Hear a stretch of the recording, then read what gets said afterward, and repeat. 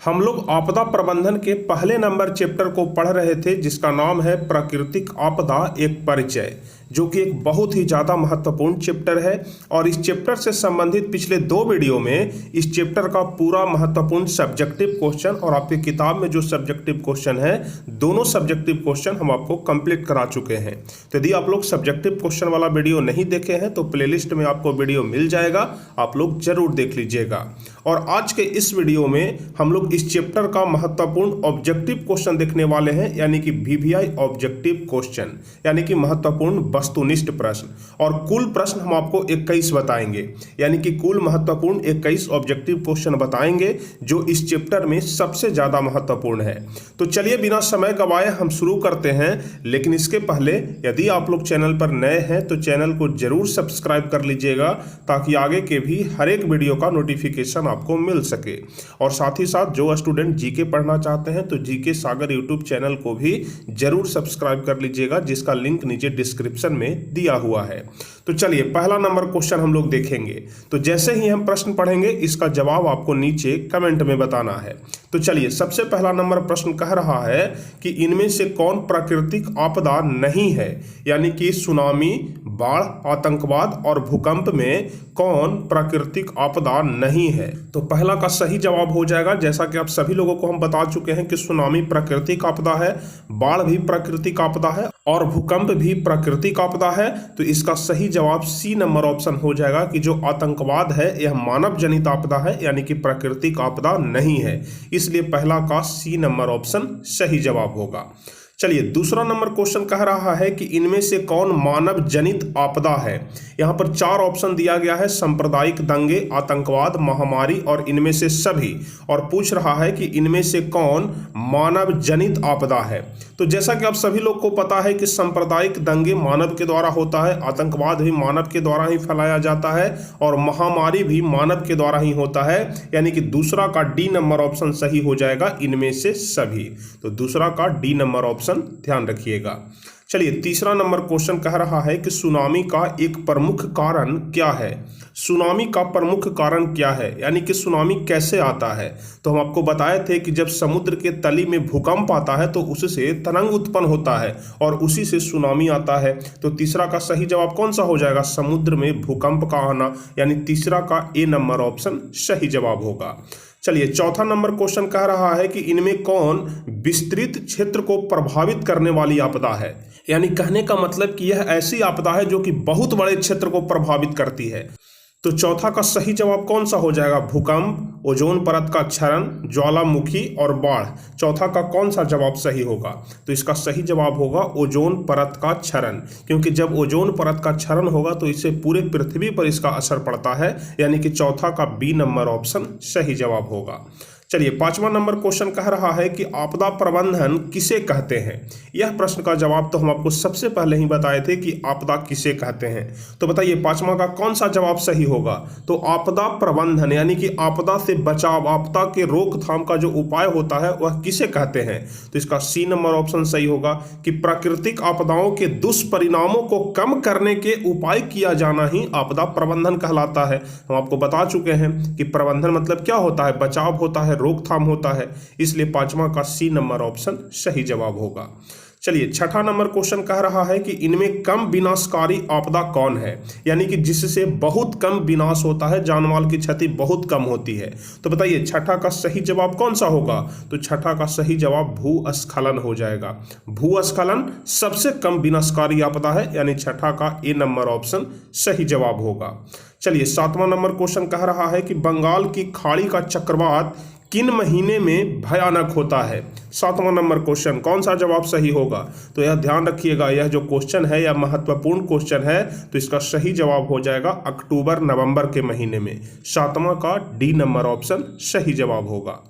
अब चलिए आठवां नंबर क्वेश्चन कह रहा है कि बाढ़ प्रबंधन में किस बात पर सबसे अधिक ध्यान देना चाहिए। तो आठवां का सही जवाब कौन सा होगा, जल्दी से आप लोग कमेंट करके बताइए। तो आठवां का सही जवाब हो जाएगा बी नंबर ऑप्शन कि नदी के दोनों ओर जो किनारा होता है उसका निर्माण करना, जो तटबंध होता है उसका निर्माण करना, ताकि अगली बार से बाढ़ से हमें राहत मिल सके। इसलिए आठवां का बी नंबर ऑप्शन सही जवाब होगा। चलिए 9वां नंबर क्वेश्चन कह रहा है कि इनमें कौन भारत का सूखा क्षेत्र माना जाता है। भारत का सूखा क्षेत्र कौन माना जाता है?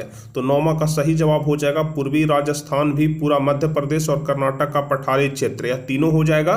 यानी कि इसका डी नंबर ऑप्शन सही होगा इनमें से सभी। ध्यान रखिएगा 9वां का डी नंबर ऑप्शन। चलिए 10वां नंबर क्वेश्चन कह रहा है कि इनमें कौन क्षेत्र भूस्खलन से अधिक प्रभावित होता है। 10वां का सही जवाब कौन सा होगा? भूस्खलन सबसे ज्यादा कहाँ आता है? तो कश्मीर और उत्तराखंड में। तो 10वां का ए नंबर ऑप्शन सही जवाब हो जाएगा। चलिए 11 नंबर क्वेश्चन, सुनामी क्या है? सुनामी क्या है? 11 नंबर क्वेश्चन, कौन सा जवाब सही होगा?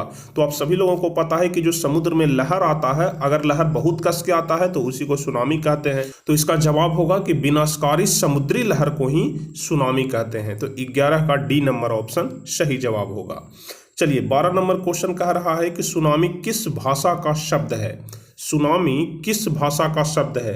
तो 12 का सही जवाब हो जाएगा कि सुनामी जापानी भाषा का शब्द है। 12 का सी नंबर ऑप्शन सही जवाब होगा। चलिए 13 नंबर क्वेश्चन कह रहा है कि मानव जनित आपदा के प्रभाव को कम करने का कारगर उपाय क्या है। मानव जनित आपदा के प्रभाव को कम करने का कारगर उपाय क्या है? तो इसका सही जवाब हो जाएगा सामुदायिक जागरूकता पर ध्यान देना। यानी कि जिस समुदाय में रहने वाले जितने सारे भी व्यक्ति हैं, यदि सभी जागरूक हो जाएं तो इससे मानव जनित आपदा के प्रभाव को कम किया जा सकता है। यानी कि 13 का सी नंबर ऑप्शन सही जवाब होगा। चलिए 14 नंबर क्वेश्चन कह रहा है कि भूकंप किस प्रकार की आपदा है। तो आप सभी लोगों को पता है कि भूकंप जो है एक प्राकृतिक आपदा है। तो 14 का सी नंबर ऑप्शन सही जवाब होगा। चलिए 15 नंबर क्वेश्चन कह रहा है कि महाराष्ट्र में भूकंप आने का मुख्य कारण क्या था। महाराष्ट्र में भूकंप आने का मुख्य कारण क्या था?